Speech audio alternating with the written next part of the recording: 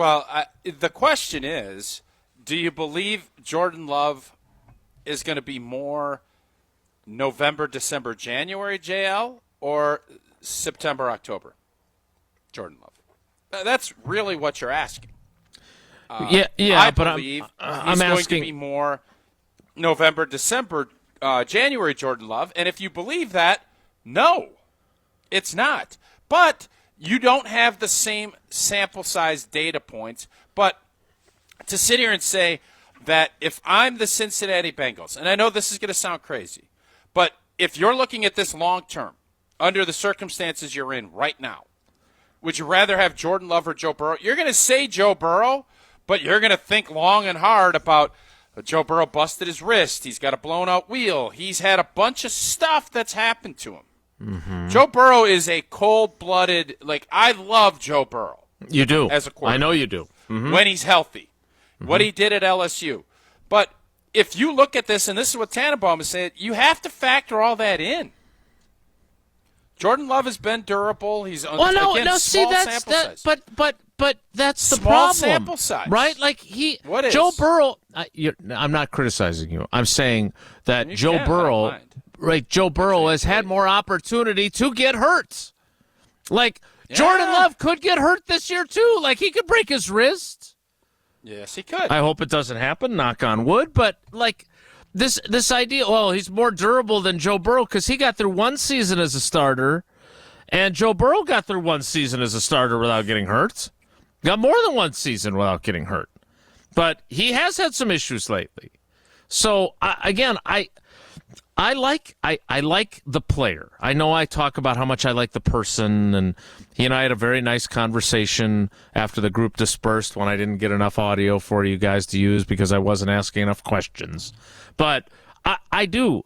I think he's a very good player, and I think he will be more November, December, January Jordan Love than he'll be September, October. But I think he's still going to have some September, October games.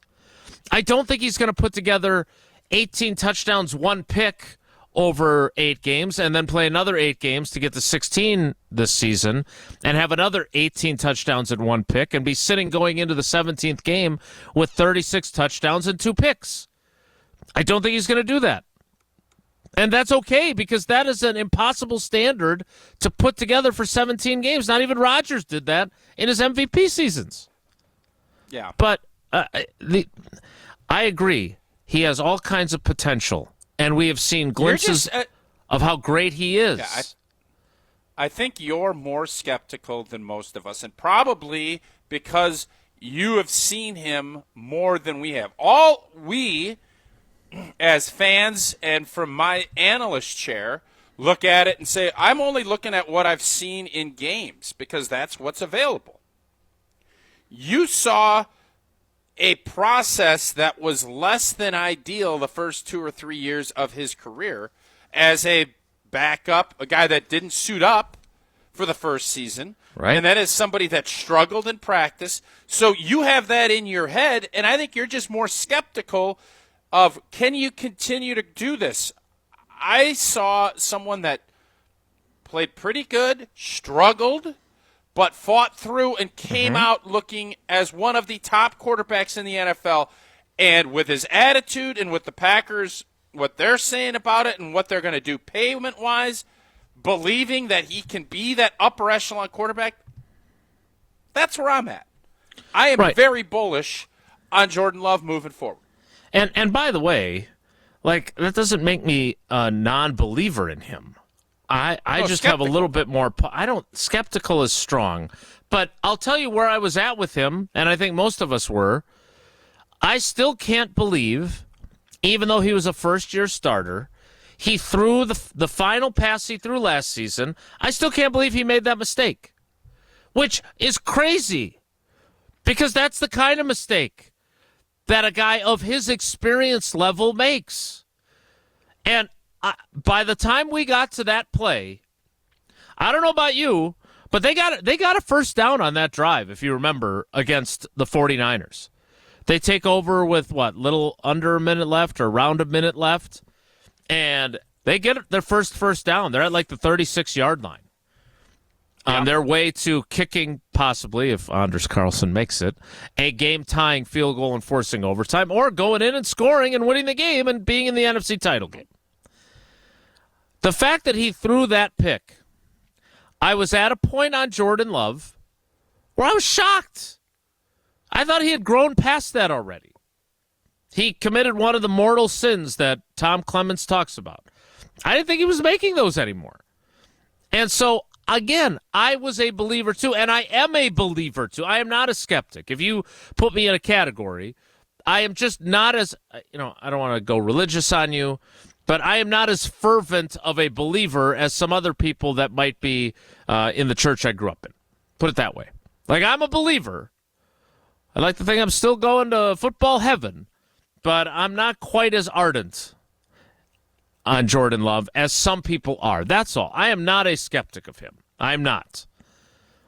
But I do think there are going to be challenges for him this year, and I think we were lulled into oh my God, this guy has really arrived, because he put together a stretch of games, Tausch, that rivaled what Rodgers did during the 2016 run. But even Aaron Rodgers, who we all agree is a first ballot Hall of Famer, didn't put together a lot of those runs over the course of that much game time. He didn't. You're gonna have ups. You're gonna have ups and downs. I get what you're saying. I think that you're more skeptical than you want to lead on because you don't want to hear the backlash. No, that's the vibe. No. It's not. That's not it. I'm telling you, that's not it. I just want to make sure that my position is clear, because it feels here. I will acknowledge this. It feels like if you express any skepticism, you are put in the skeptic category, and the you don't want to non-believer deal category. With that. No, and you don't want to deal with it's that. Not where I am. It's not where I am. I think he's going to be 4,000 yards, 98 to 102 passer rating, 36 touchdowns, 12 picks. I think he's going to have some games where he really struggles, where a defense is going to have a really good idea of what to do against these guys. That doesn't mean he's going to suck this year. I don't think that at all. You remember when we had all the discussion, and I should have sent this yesterday. I saw something with the completion percentage by month. And, Jesse, if you can pull that up, I thought it was really interesting. Where his completion percentage went, because, I know, I hate putting work on you, JN. I don't like doing that. Okay. But where was that? It was so low, 50%. I think man. September was like 50.2. It was not good. And we were skeptical because, for as much as you say, well, stats don't matter, tell you to. In today's NFL, if you're not in the mid to upper 60s, it's going to be really difficult to be successful as a quarterback. I would think this year he needs to start out. We shouldn't see anything close to the 50s.